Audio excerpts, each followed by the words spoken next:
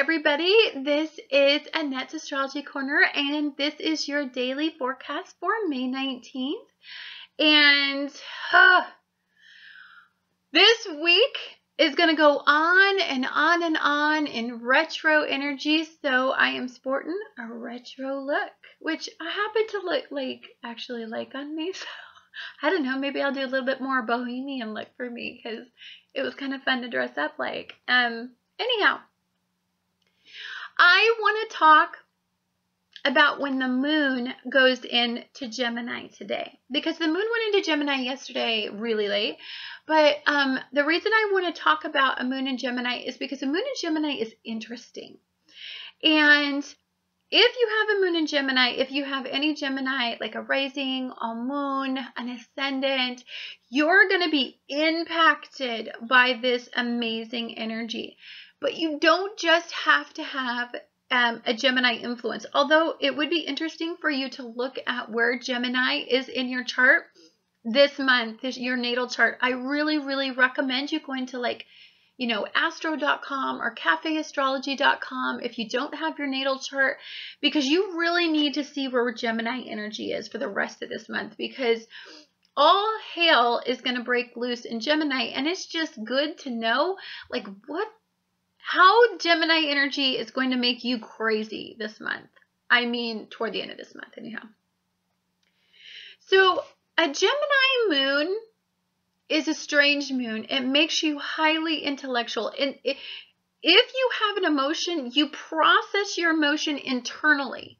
You don't externalize your emotions. So to others, you seem detached and unemotional and cold. But your brain, if you have a moon in Gemini, is always busy. Always. Processing emotion, analyzing people's behavior, processing how people, you're like the ultimate observer for emotion. You should write books about what you observe, because you've been doing it for so long. And then you internalize it, and your little computer goes, and you actually think about how you process emotion. Here's the weird part. You don't actually identify very well with emotion. Where most people have all these deep emotions and they cry. I mean, that's just not something a moon in Gemini does. They analyze it. They look at a moon, but they don't really, they don't really identify with the emotions to the way. So they can look at it for the logic that the emotion is, and then what that actual emotion generates, but they can't feel how people respond to emotion like that. And that makes this a very interesting dynamic. So today, the moon in Gemini isn't even aspected, which means it's just authentic. It's just a moon. It's just, the moon in Gemini is just in observation mode. And I like this because we're still having Mercury in retrograde, which means we need to turn our tongues off. We need to not talk. And we need to go into more of an observation status with the universe. So I really like that your moon is engaged in this area. To me, that shows a lot of support from the universe to get us where we need to be to really get the most out of the energies that are out there. And so, one thing that I find pretty fascinating that's going on is Pluto is in a really bad place. Now mind you, our emotions are disengaged, or they're more logical today. But Pluto in Capricorn, which is your personal power in your stability and, how you climb the social status, how you see yourself in the future, how you see your goals, how you progress in life to attain status, right? Is opposing Jupiter in Leo.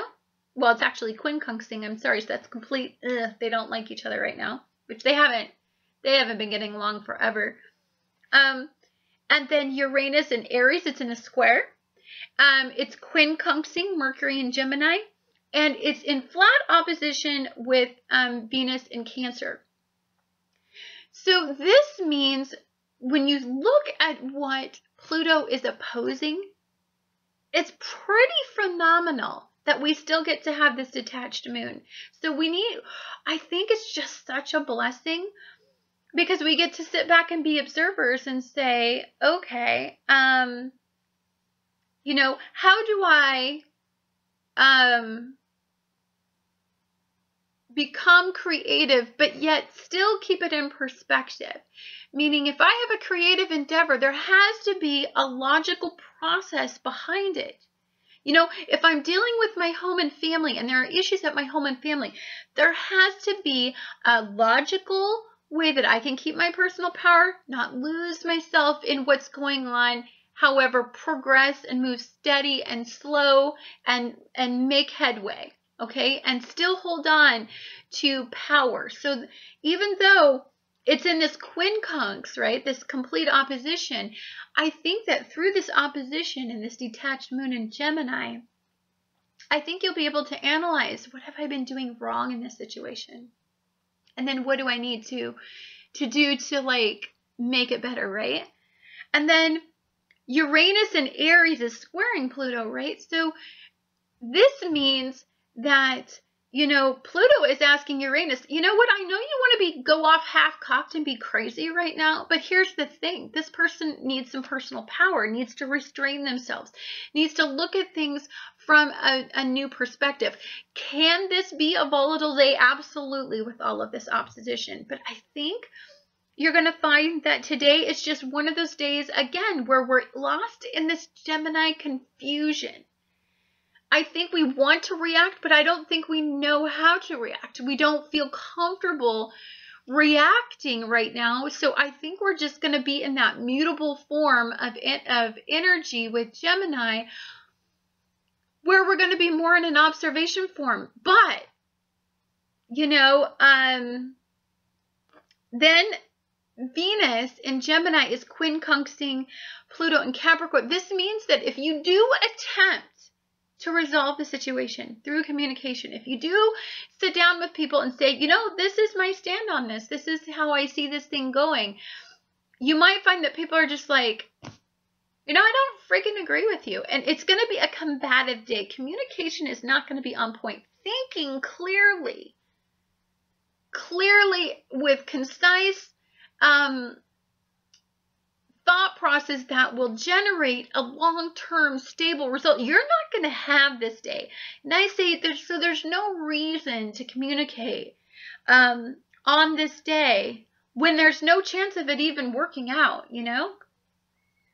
And then you have, you know, Venus in Cancer, which means, you know, again, this is how you partner. This is partnerships. This is a money situation. A lot of this energy is all about, you're trying to make a situation or make a partnership better, or you're trying to, you know, come up with some money making scheme that, you know, ties everything together in a great big bow and it just all seamlessly works. And you're trying to, like, I don't know, get the loan from the bank, and you're trying to find the place to lease, and you're trying to, you know, talk to your partner, but nothing goes right. Nothing seems to flow easily. And you just find that today just is like a hot mess of a day where it's just like one thing after another. And, you know, I'm a little nervous about the opposition with Uranus and Aries with Pluto and Capricorn, because that means you could just lose your freaking lid and you could just go off half-cocked, and you can have this ego-based reaction because, you know what, you're frustrated and you're mad, and, you know, there's no ground to stand on, and there's no common sense going on here because of this Gemini craziness.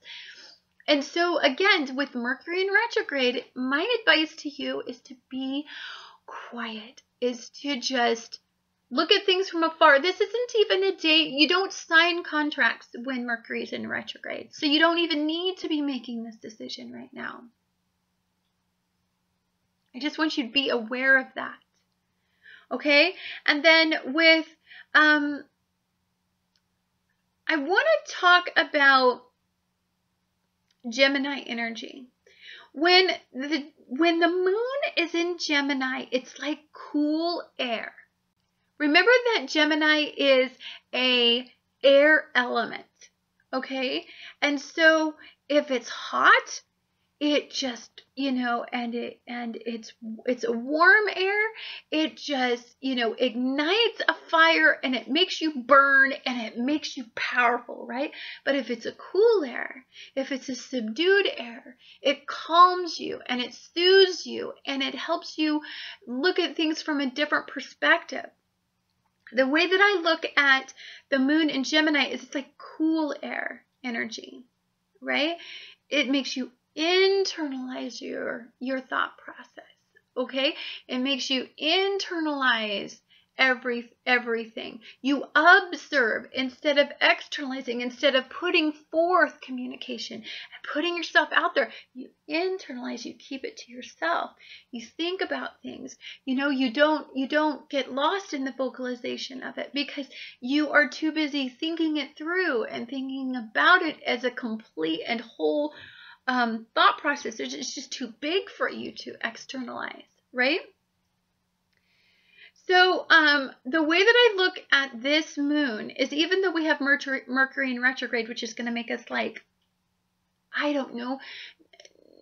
not communicate effectively, it's going to make us think and use our past as a guide. So if we use our past as a guide, and even though Mercury's in retrograde, and right now we're foggy, we're unclear, because, right now, there's just so much swirling energy around out there. Uranus is going to be in Aries. It's going to trine Jupiter in Leo. So there's a lot going on that makes you want to push forward, but all logic tells you, you know what?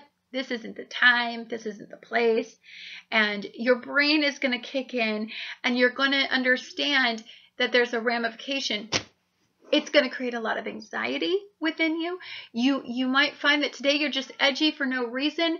You might find that you just feel unsettled on the inside because you don't know this energy.